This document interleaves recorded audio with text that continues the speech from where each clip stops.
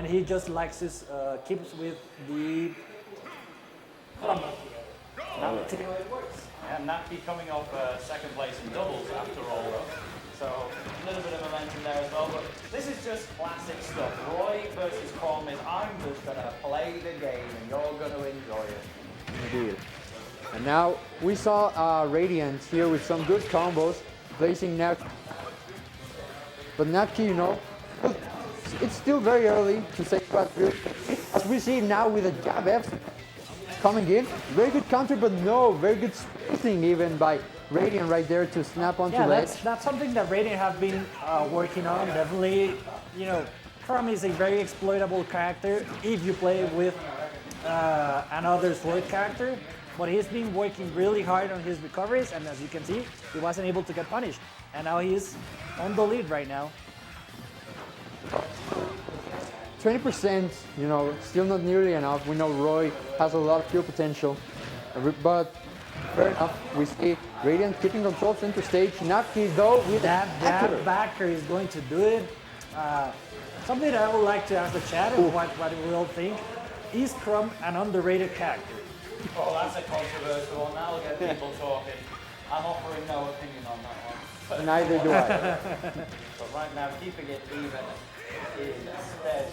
Napky's the lowest seed out of these two players, but it feels like the moment of opportunity where either one of them could absolutely, you know, especially with jab F now just about not killing. The spacing there by Napky was excellent, but not nearly enough to kill.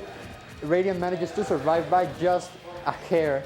And now trying to get back onto action, trying to regain neutral control, but he cannot.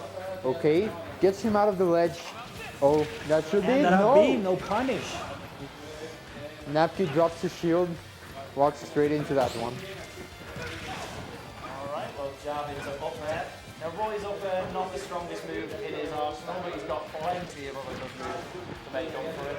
Jab back there also for Radiant just to say, I know your tricks.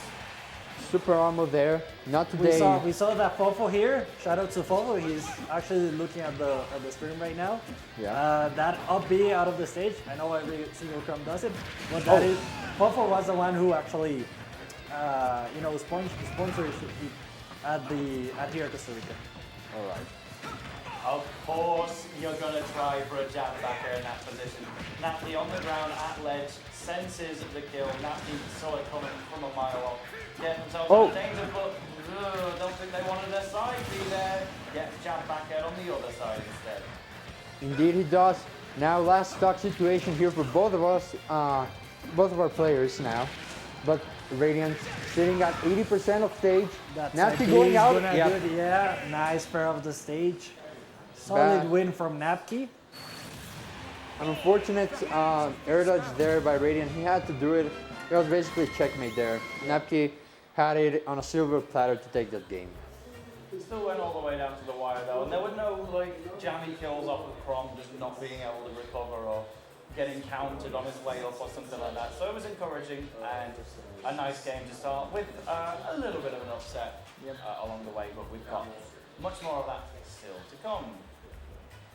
All right. I mean, it is an upset regarding the, you know, the player seed.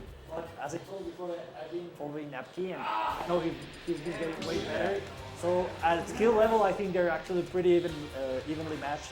So let's see if Radiant is able to adapt. That's exactly what we want to see right in the middle of the pools. So sticking with Chrom, not going for a Roy ditch over yet. I know it is one where a lot of Chrom enthusiasts will switch to Roy just to not disadvantage themselves. Lancelot in Finland, for instance, has been using a lot more Roy these days, especially in the Ditto. Only recently fought against Goblin, did it entirely with Roy. Say, I don't want it to be Chrom's my lead. Game 2, a small battlefield is Radiant's counter pick. A little bit of back and forth heel control by both players getting their combos in. But right now we have on the ledge Radiance controlling the stage. Let's see how Napky tries to regain control, but that's up everybody might be. Oh, nice, that's good. To take the stock. sitting at a pretty 99% of stage. Manages to recover. No, it doesn't work though. Just a little bit far away. And so we have Radiant back into the stage.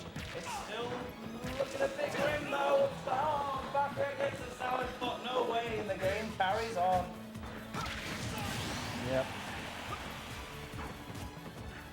And yeah, it was a very good lead for Radiant. However, Napky was able to put an even game back to us. There we go, down throw into Nair, one of the Roy staples. Carries the first hit of Nair, but manages to get hit by the second one, unfortunately for Radiant. Can't break past the Roy wall right now though. Just one center stage cannot have it. Alright. Going back I'm into loving it. Napky's pressure on the ledge. I think it's been very solid ledge trapping. And Talk! Just trying to entertain us with those down edge back while we wait for the respawn. Roy is a mad person. Like, he's never been happy in his life. He's always angry at people.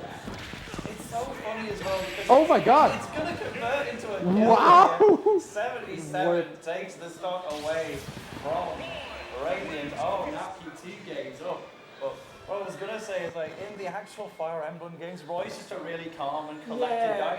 And his Marth, game is but he's again, mad every single second. Like But because Melee came out before his Fire Emblem game, Sakurai just kind of looked at the design and said, yeah, he seems like a bit of a hothead.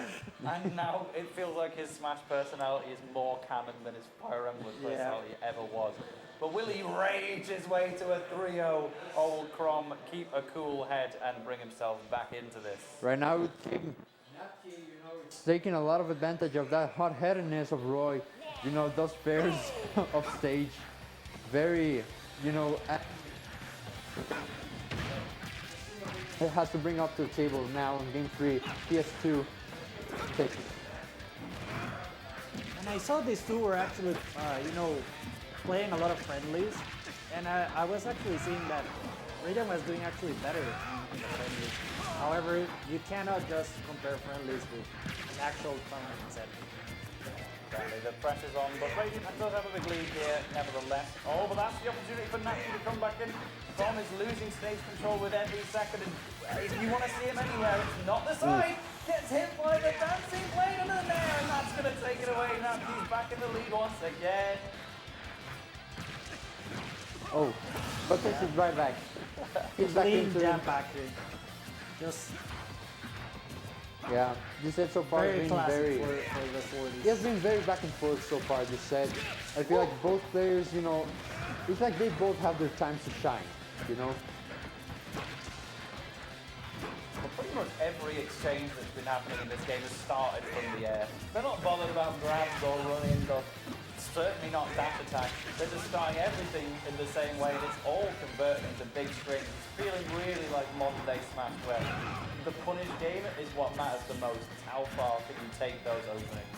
Exactly.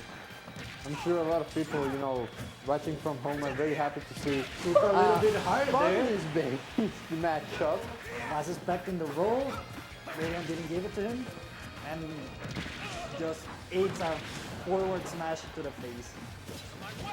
But No counter attempt at this time because it was already in shield before the recovery was popped. This is though with the forward air, and that would have been a certain death situation for Radiant. Forward tilt will do it instead. This is so close. yeah, we see Radiant there trying to cheese that stock with the up B off stage, but it's not getting That air dodge again. Second time he does it, second time he actually gets punished for it. They were both kind of saying, will I, won't I, with the counter on the up B. In the end, Chrom air dodged up and Napky just ran away.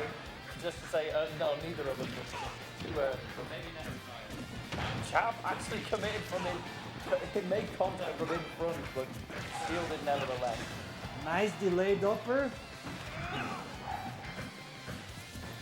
Okay.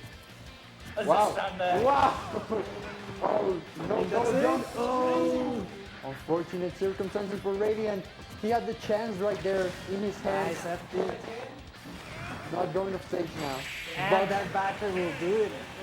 Nice third game for the local coordinating. Yep. Good game. Very good reaction there by Radiant on the air dodge. But Napky was in the lead at so many different points of that game. So you've only got to do that one more time and just finish the job.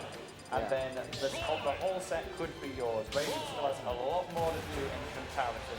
So let's take it back to game 4 and see who's going to get their first win on the board. Let's see. Small battlefield is Napky's pick again for the stage. A bit of a neutral start as always. We see just some poking, you know. That's the match. Stage isn't so important in this specific matchup. I don't know if you'll have a different opinion. No, not really. Chrom can get edge guarded on every stage. that's the main thing they're looking out for. Okay. Their back throw is so weird. It's just the discard. Yeah. I'm going to drop this character. Going all the way, no, jumps back. Oh, nice, back bro. air. Doesn't do the kill. Oh, whiffs. Now, center stage is for Napky. Let's see how Radiant regains it. Now. It's good patience actually from Radiant to say, if you want to get me off stage, you've got to catch me up here on this platform first. Napky eventually finds a way through. Wow, bouncing off the side of the stage from the back air. And Radiant is gone. Unfortunately for Radiant, not getting the tech, but getting the stock right back, you know, immediately. Those juggles out of Roy doing 35%. Oh, doesn't go for a grab or anything like that. Radiant just says, I could swing here, but I'll wait for your next one. You're going to do something out of disadvantage. This is 20% in it right now, but hey, we get a down angle double-edged dance just for the extra damage. See here. Oh, Nice just forward smash. he just throws it out. It hits. Oh! Down. So it felt like Napky was on stage, but the game said no. And no counter attempted there either. Radiant is suddenly in the lead. It was so weird. I think it was like the last one. Yep. Unfortunate scoop there for Napky, but Radiant takes those as he should. 106% trying to hold on to this stock, but that backer will take it though. All right. Yeah, that will kill, I suppose. That move's kind of strong. What the hell? Indeed it is. Here we see now what could be Radiant's last stock of the set. Let's see how he manages the situation right now. This has been exciting though. Like, none of this feels like, you know, if Radiant were to lose, it doesn't feel like Chrom's fault. This has just been two evenly matched players going at it for 4 games straight. And we've been seeing the result. It's been so close, but the shield pressure is getting insane from Napky right now. And that's enough. That roll read was a lot better than the last one, shall we say. This time Napky gets what he wants and takes the set 3-1 over Radiant, one of Costa Rica's finest. He's going to have to start this one on the back foot in a stacked pool that contains both Haunter and Taric as well. Speaking of Taric, looks like it's his turn. Get it? This is going to be a trick for all of us. Alrighty. This might be one of the first times we see like a big European name here in Central America, and of course here in Costa Rica for the first time. Yep, at least outside of a doubles environment where he was able to get that third place.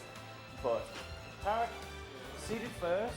You know, there was a bit of competition as to who could have been. It could have been Shiny Mark, who's obviously been having a lot of big results lately as well. I think it kind of went down to the current head-to-head record between those two, but certainly is expected to top this pool even in the face of high